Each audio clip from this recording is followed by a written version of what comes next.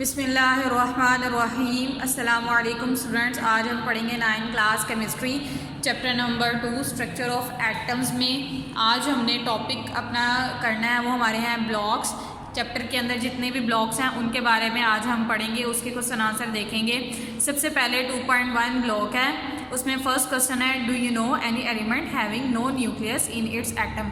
क्या आप किसी ऐसे एलिमेंट को जानते हैं जिसके एटम में कोई भी न्यूट्रॉन मौजूद नहीं है?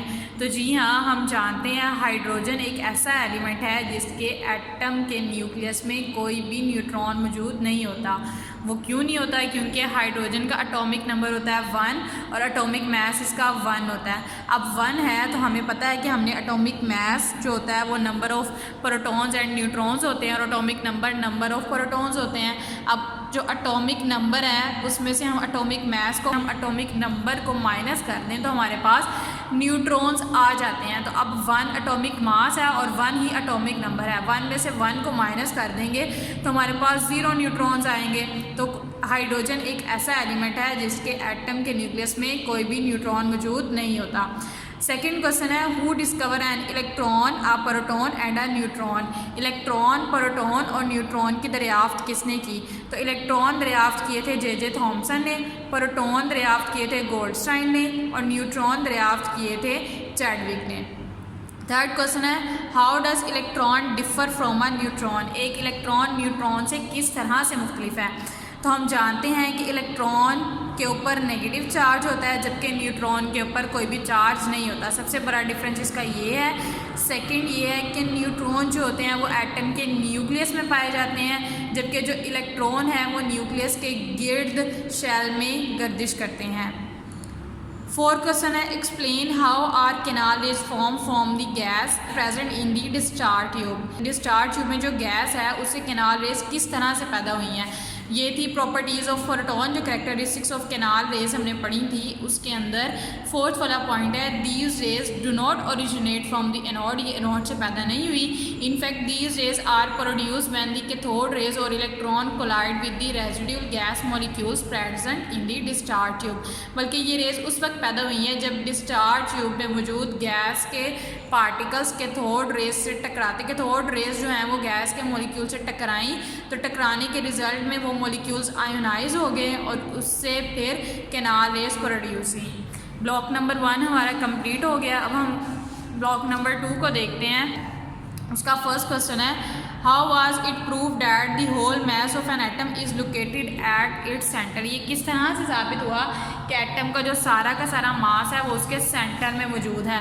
तो इसके जो हमने रदरफोर्ड का एटॉमिक मॉडल पढ़ा था उसमें जो रिजल्ट थे उसका हमने थर्ड वाला पॉइंट करना है the complete rebounce of a few particles show that.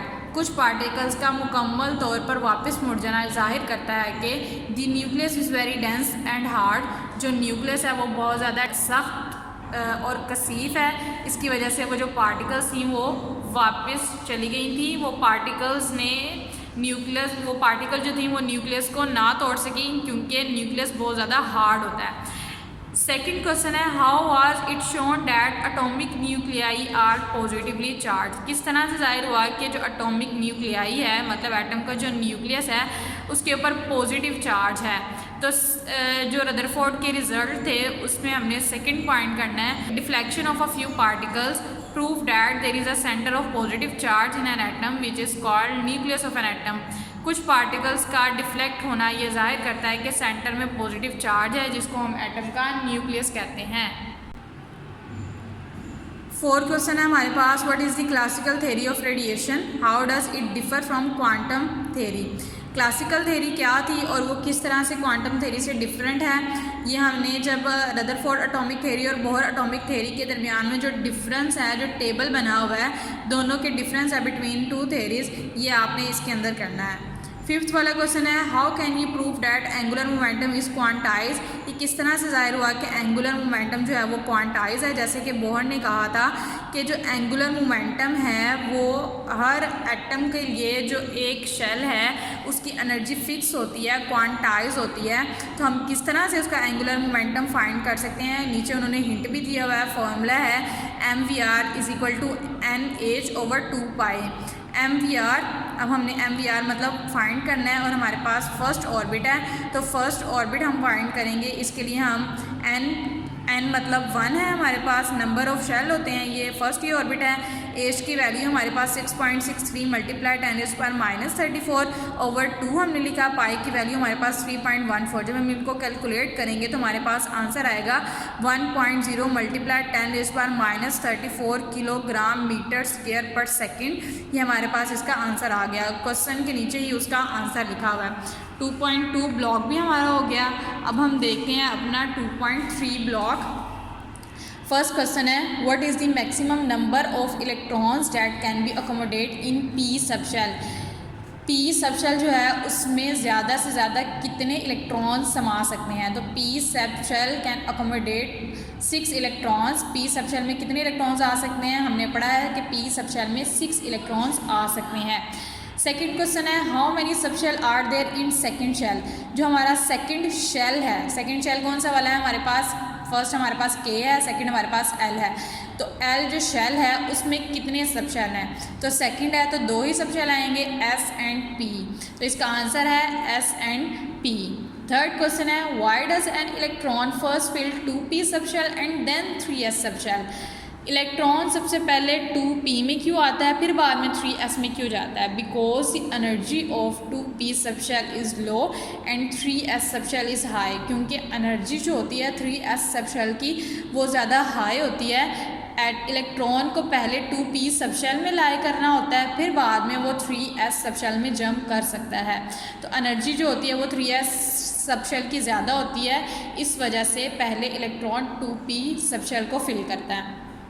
4 वाला क्वेश्चन है if both K and L shell of an atom are completely filled what is the total number of electron present in them. अगर किसी भी atom का K shell and L shell completely fill होगा तो electron कितने मौजूद होंगे, present कितने होंगे। K शेल जो है उसमें कितने इलेक्ट्रॉन्स आ सकते हैं, 2 आ सकते हैं, और L में आ सकते हैं 8। दोनों को हम ऐड कर लें 2 और 8 तो हमारे पास बन जाएंगे 10। तो इसका आंसर है 10 electron present in them. Fifth वाला क्वेश्चन है how many electrons can be accommodated in M shell. M shell में कितने इलेक्ट्रॉन समा सकते हैं। हमने पढ़ा हुआ है कि M शेल में कितने इलेक्ट्रॉन्स आ सकते हैं, 18 electrons can be accommodate in M shell. Next question है what is electronic configuration of hydrogen atom. Hydrogen atom की इलेक्ट्रॉनिक कन्फिग्रेशन क्या है। हाइड्रोजन का एटॉमिक नंबर होता है 1 और इलेक्ट्रॉनिक कन्फिग्रेशन करने के लिए हम एटॉमिक नंबर का पता होना ज़रूरी है। तो इसकी इलेक्ट्रॉनिक कन्फिग्रेशन है 1s1। इसकी इलेक्ट्रॉनिक कन्फिग्रेशन बनेगी 1s1। नेक्स्ट क्वेश्चन है what is atomic number of phosphorus. Atomic number phosphorus का एटॉमिक नंबर क्या है। Write down it's electronic configuration. तो इसकी इलेक्ट्रॉनिक कन्फिग्रेशन बताएं। तो फास्फोरस जो है उसका एटॉमिक नंबर होता है 15 और इसकी इलेक्ट्रॉनिक कन्फिग्रेशन हम किस तरह से लिखेंगे 1s2 2s2 2p6 3s2 and 3p3। 8 वाला क्वेश्चन है हमारे पास if an element has atomic number 13 and atomic mass 27 how many electrons are there in each atom of the element. अगर किसी भी एलिमेंट है उसका एटॉमिक नंबर 13 है और एटॉमिक मास उसका 27 है तो बताएं उस एटम के एलिमेंट जो एलिमेंट है उसमें कितने इलेक्ट्रॉन्स मौजूद होंगे। हमें पता है कि एटॉमिक नंबर क्या होता है, number of protons, and number of protons equal to number of electron. जितने प्रोटॉन्स होते हैं उतने ही इलेक्ट्रॉन्स होते हैं। तो यहाँ पे इसका एटॉमिक नंबर है 13, मतलब प्रोटॉन इसमें कितने हैं 13, तो इसमें इलेक्ट्रॉन्स भी कितने होंगे 13 इलेक्ट्रॉन्स होंगे। 9 वाला क्वेश्चन है how many electrons will be in M shell of an atom having atomic number 15। अगर किसी एटम का एटॉमिक नंबर 15 है तो उसके M शेल में कितने इलेक्ट्रॉन्स होंगे। अब 15 है, सबसे पहले वो K शेल में आएंगे, 2 इलेक्ट्रॉन्स आ जाएंगे K शेल में, उसके बाद फिर L शेल में 8 इलेक्ट्रॉन्स आ जाएंगे, बाकी जो आएंगे फिर नेक्स्ट K L और उसके बाद आता है M की बारी, 2 आगे K में, 8 आगे L में, 2 और 8 10 हो गए, बाकी बचे 5 जो कि आएंगे M शेल में। तो इसका आंसर है M शेल में 5 इलेक्ट्रॉन्स होंगे। Last question is what is the maximum capacity of a shell. एक जो शेल है उसकी मैक्सिमम कैपेसिटी कितनी है, मतलब कि एक शेल अपने अंदर कितने इलेक्ट्रॉन्स को समा सकता है। तो शेल जो होते हैं वो 4 होते हैं, K, L, M and N। तो इसका आंसर है K shell can accommodate 2 electrons, K shell में 2 इलेक्ट्रॉन समा सकते हैं। L shell can accommodate 8 electrons, L shell में 8 इलेक्ट्रॉन्स आ सकते हैं। M shell can accommodate 18 electrons, M shell में 18 इलेक्ट्रॉन्स आ सकते हैं। And N shell can accommodate 32 electrons, और एन शेल में 32 इलेक्ट्रॉन्स समा सकते हैं।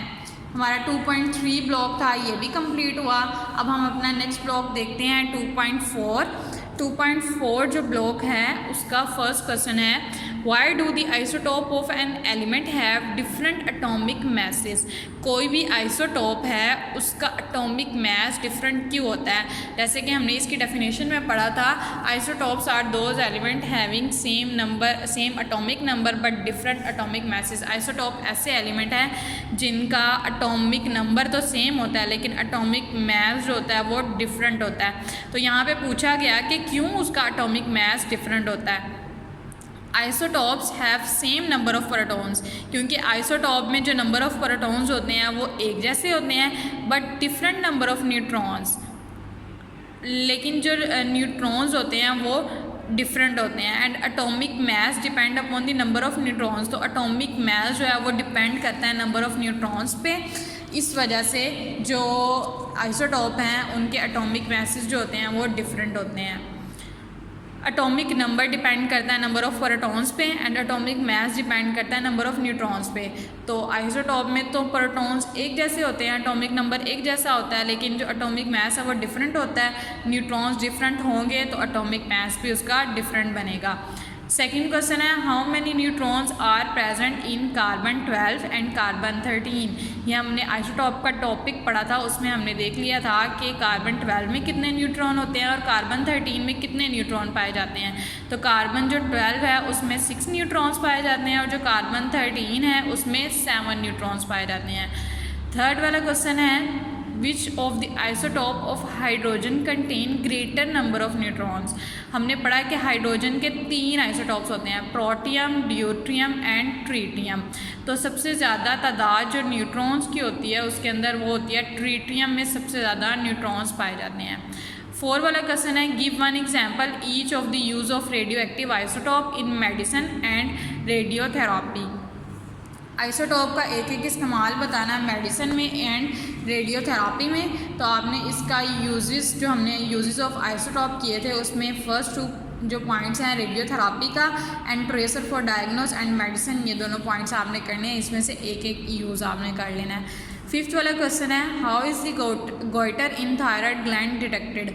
अगर थायराइड ग्लैंड में गोइटर हो गया तो हम उसको किस तरह से डिटेक्ट करेंगे।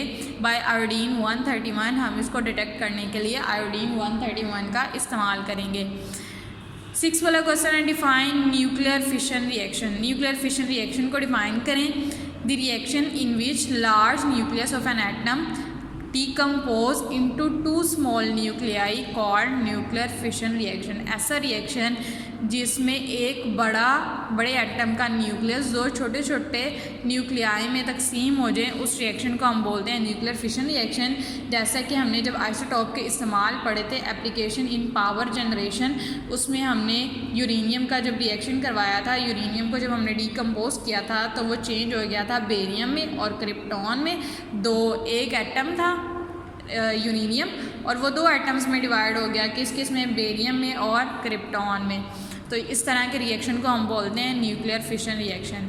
7 वाला क्वेश्चन है व्हेन यूरेनियम 235 ब्रेक्स अप। जब यूरेनियम 235 टूटता है it produce a large amount of energy, तो इससे बहुत ज़्यादा एनर्जी खारिज होती है। How is this energy use, तो इसकी एनर्जी को हम किस तरह से इस्तेमाल करते हैं। ये हमने application in power generation uses of isotopes में पढ़ा था।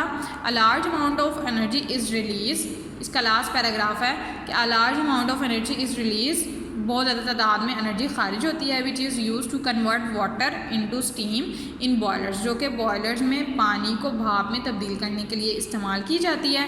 This steam then drives the turbines, फिर ये जो भाप है ये टरबाइन को चलाती है टू जनरेट इलेक्ट्रिसिटी, बिजली पैदा करने के लिए। ये इसका आंसर है। नेक्स्ट क्वेश्चन है how many neutrons are produce in the fission reaction of uranium 235। जब यूरेनियम 235 का फिशन रिएक्शन होता है तो उसमें कितने न्यूट्रॉन प्रोड्यूस होते हैं? तो ये हमने उस रिएक्शन में भी देखा था, उसमें 3 न्यूट्रॉन प्रोड्यूस होते हैं। The answer is 3 neutrons.